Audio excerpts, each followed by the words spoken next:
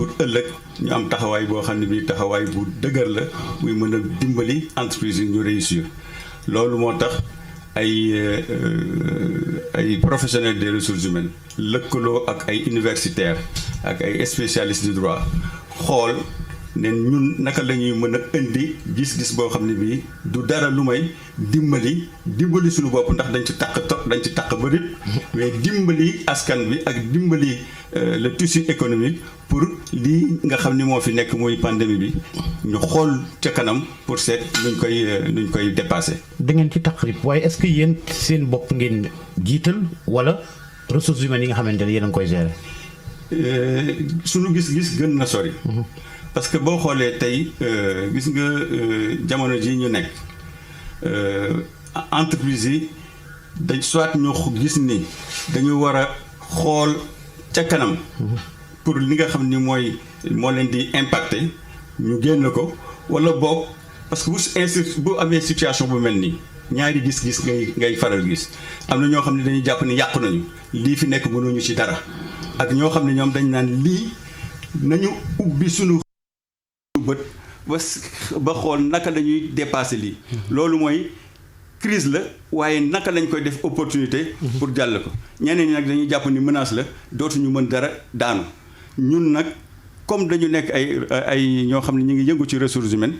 te xam nañ ni entreprise richesse bi nga xam ni mooy bi gën a rëy mooy ressources humaines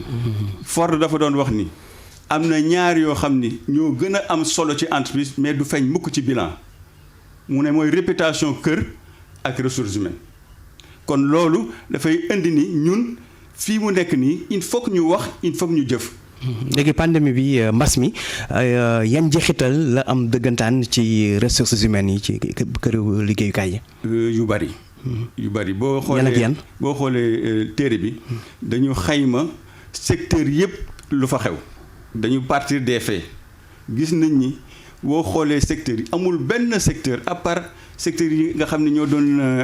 génne ay produits yuy xeex mbas mi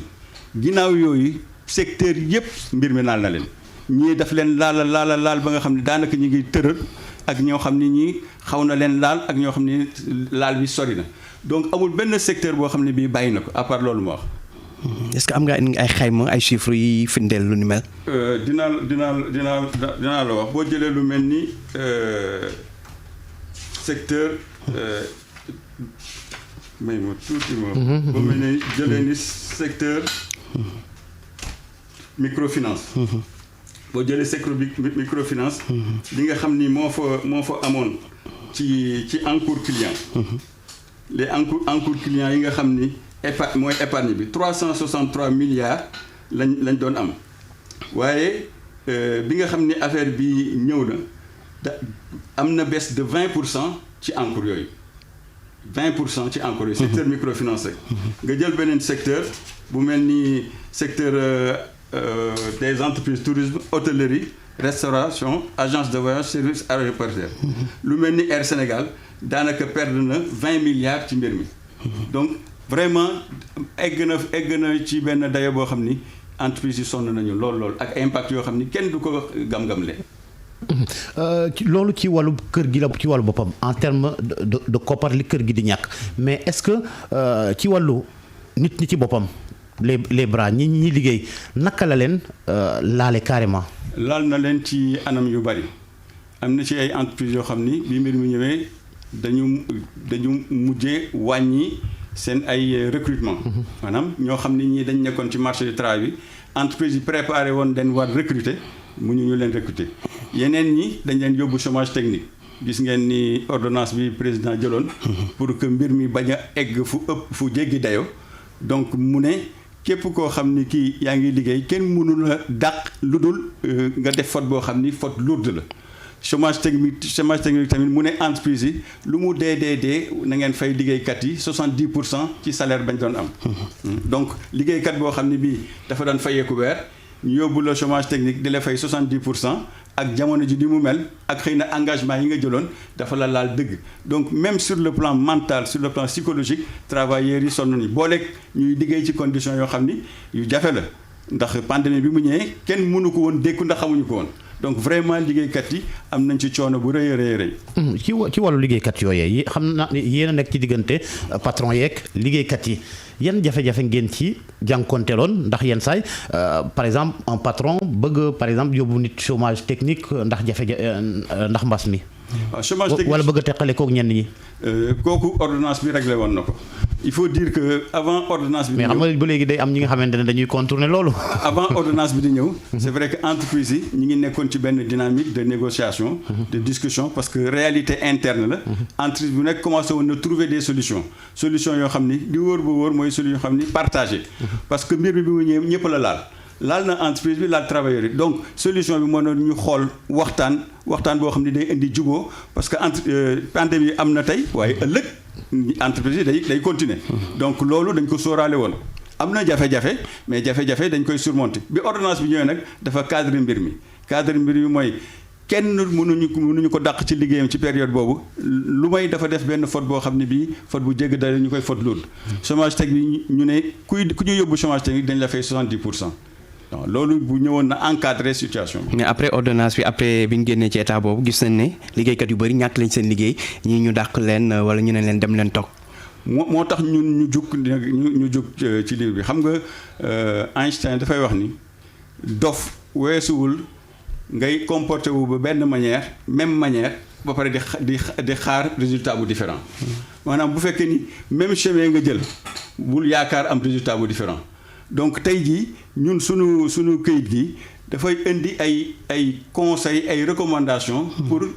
ñu permettre entreprise yi ñu jugee ci situation pandémie bi parce que dafa am ay recommandations yoo xam ni sur le court terme ak ay recommandations yoo xam ni moom dafa sori parce que boobu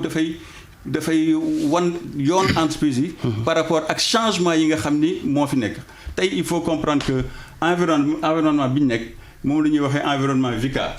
maanaam tey mbir yi dafa jaxasoo ba nga xam ni c'est volatile mooy lu xew tey xamuloo suba luy ñëw ni mu ñëwee léegi mun na soppiku léegi mu nekk environnement boo xam ni dafa ambigu mooy xamuloo booy seet doo xam foo jëm ak environnement boo xam ni dafa incertain ni comme ni ñu ko waxee incertain xamuloo daal fooy taxaw lii ñëw ëllëg xamuloo ko kon environnement boobu dafa nekk loo xam ne lu bees la tey te que bépp kër ak bépp liggéeykat ak bépp xalaatkat daf koy sóoraale ci mbiram.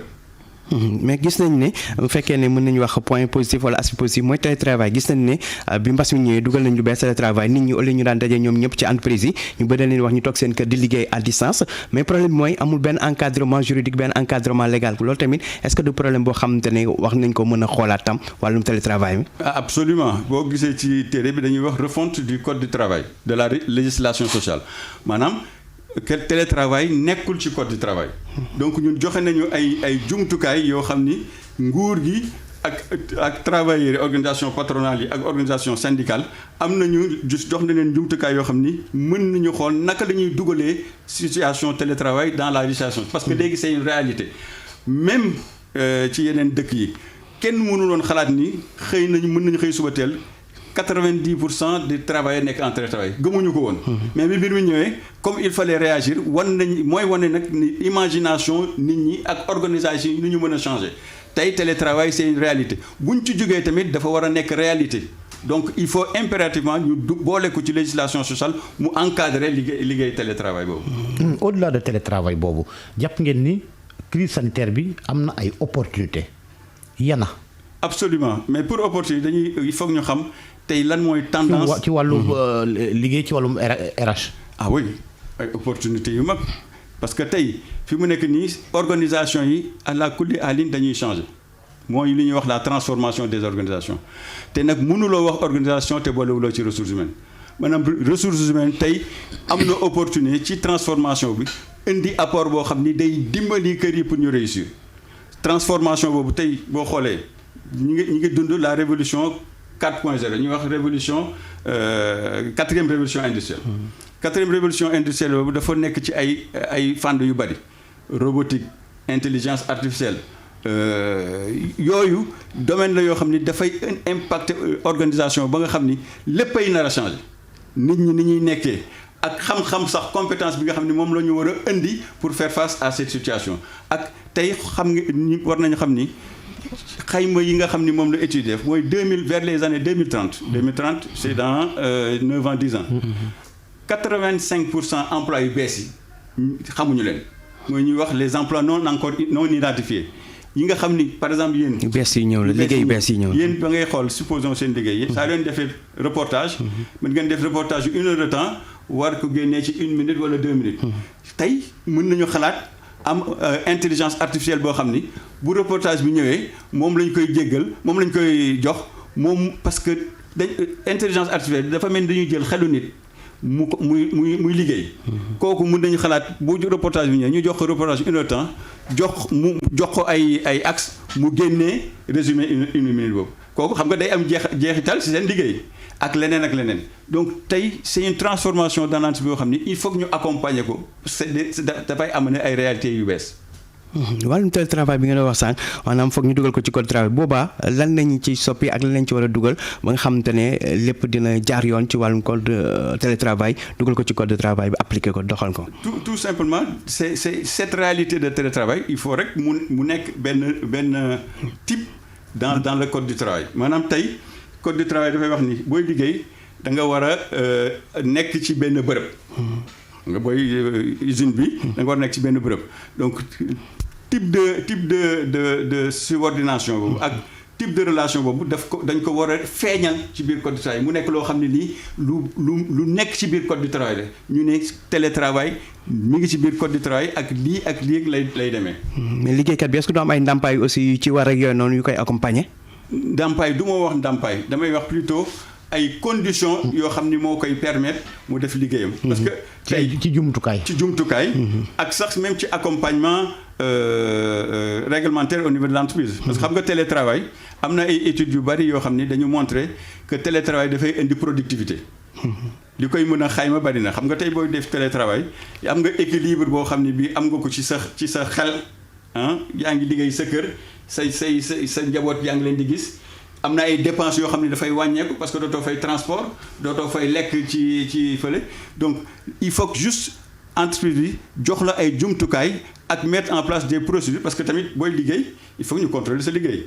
boo nekkee sa kër à distance il faut que ñu contrôler sa liggéey donc dañ lay jox ay jumtukaay yoo xam ni dinañ la permettre nga liggéey mais aussi am des systèmes yoo xam ni dañ permettre ñu contrôler liggéey bi. ñu sóoraale également lenn li nga xamante ne bu la dalee ci këru liggéey ba bu fekkee ne ca kër ga la dalee ci heure de travail télétravail boobu par exemple accident de travail yooyu yëpp dañ ko ci war a dugal. absolument parce que c'est des accidents qui peuvent arriver. donc yooyu day moo tax ñu ne refonte parce que yooyu ay données la yoo xam ni tant que nekk fi woon kenn xamu ko wala kenn xalaatu ko mais mi ngi ñëw kon jaadu na ñu dugal ko ci biir réglementation bi muy régler problème yi nga xam ne du ñàkk ñëw. tey est-ce que téere bi bi ngeen ko génnee ba léegi est-ce que jéewal ngeen ko ñi nga xamante ne ñoo di parce que ça doit faire office de document de référence. jox ko ñi nga xamante ne ñoo di kilifa yi ministère du travail ak ñeneen ñi nga xamante ne yépp mbir mi am na solo si ñoom. gisoon ngeen webinaire du samedi bi. webinaire du samedi bi njiitu ministère du travail jox nañ ko. patronat bi jox nañ leen ko syndicat yi jox nañ leen parce que ñun dañu am gis-gis boo xam ni mooy dañuy war a lëkkaloo ak ñëpp ñoo xam ni ñoo bokk ci monde du travail. nekkuñu fi rek ne dañuy ay experts lañu dañuy dicter non dañu xam ni dañu bokk ci benn environnement te xam ni li mën a tax mu dox mooy ñu lëkkaloo. ku nekk indi sa xam-xam ku nekk indi sa expérience ku nekk indi sa gis-gis ñu boole ko mu nekk loo xam ne li mën a yóbbu entreprise yi ak économie sénégalaise ci kanam. ci wàllu feebar bi ci boppam liggéeykat yi parfois dañuy feebar loolu tamit est-ce que yéen a ngi ciy liggéey xool par exemple kañ leen ko war a mën mu toog kañ la war a liggéey si waat ak yooyu noonu ndax xam nañ ne environnement bi feebar bi dafa dal ñoom liggéeykat yi wala mu dal ku leen jege est-ce que loolu tamit jël ngeen ko en compte tam. ah oui entreprise vraiment jël nañu toutes les mesures parce que boo xoolee jël nañu tous les outils de protection. changer le mode d'organisation au niveau du travail distanciation sociale donc engendrer ay coûts yoo xam ni kooku ce sont des coûts nécessaires pour le bien-être et la santé des travailleurs parce que bi mbir mi ñëwee la priorité c'était la santé des travailleurs parce que bu fi travailleur nekkul dara doxul donc kooku dafa wane rek l'importance de l'humain dans l'organisation. mais ñi jëlee feebar bi par exemple ci entreprise yi loolu mën nañ koo jàppee sax ni accident de travail am na yenn kër yi nga xamante ne assistance ma ca war xëy na. dañ koy def. pas tous waaw parce que xam nga peut-être mën yi bokkul. am na entreprise yoo xam ne tey fi mu nekk nii seen problème mooy nu ñuy dundee. ak ñi nga xam ni macha allah amoon nañu doole boobu moo leen permettre sax ñu résister. donc mais li wóor ba wóor mooy entreprise yi seen xalaat seen gis-gis mooy sécurité bien-être des travailleurs d'abord. jërëjëf Souleymane Gaye. Georges ñu ngi leen di gërëm bu baax ci opportunité bi ngeen ñu may ci ñu wax ci livre bi nga xam ni ñun dañu jàpp ni vraiment contribution la boo xam ni day xaar yeneen ñëw ñu comme ni ñuy wax lëkkaloo bi nga xam ne moom la ñu bëgg ñëpp bu ànd ci kii patronat bi bëgg nañu mu xool ko organisation syndicale xool ko état bi xool ko ñu xool ci loolu naka la mbir mi mën a avancer pour le bien du Sénégal luñ ci mën a jël luñ ci mën a yokk yëpp ngir jëmale kanam lépp lu jëm ci wàllu liggéey. Souleymane Gaye consultant formateur en management des ressources humaines téere bi bokk nga ci ñi ko bind moo di la gestion des ressources humaines face à la Covid-19 résilience et opportunité livre blanc bi nga xamante ne waa association sénégalaise des professionnels des RH ñoo ko génne samedi gee passé le woon ma gërëm El Hadj Ndiogou Diène mi ma àndaloon ci waxtaan wi di nuyu Cheikh Diop ak ñamu àndal ca TFM ñu yendook jàmm. Waouh, venez profiter de la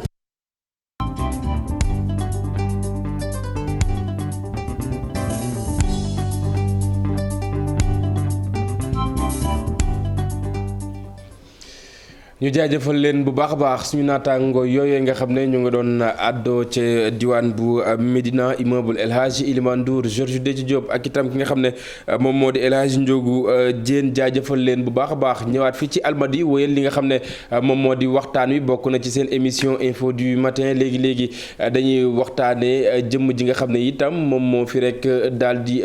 dëddoo moom maître Alioune Badara Cissé jàngat lii ki nga xam ne moom moo di Daouda Mine lañ ci àndal léegi laata muy ñëw Chérif ñu soobu ci li nga xam ne moom moo di waxtaan wi fi lekk ñuy xaar Daouda mu